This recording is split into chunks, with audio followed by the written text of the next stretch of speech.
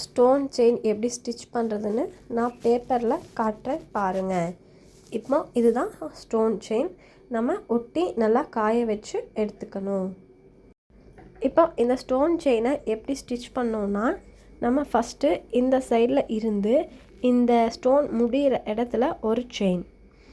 இப்போ இங்கிருந்து நம்ம ரைட் சைட் பார்த்து இந்த ஸ்டோன் மேலேயே ஒரு செயின்.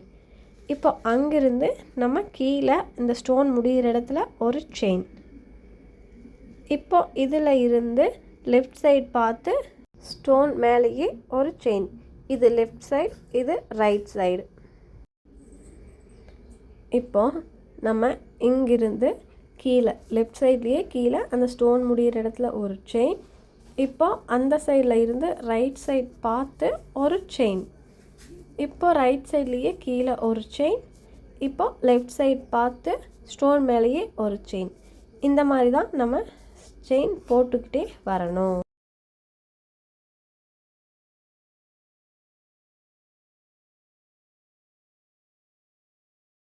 இப்போ நம்ம லாஸ்ட் எண்டுக்கு வந்துட்டோம். இந்த இடத்துல எண்ட் நாட் போட்டு நம்ம ஃபினிஷ் பண்ணிக்கலாம்.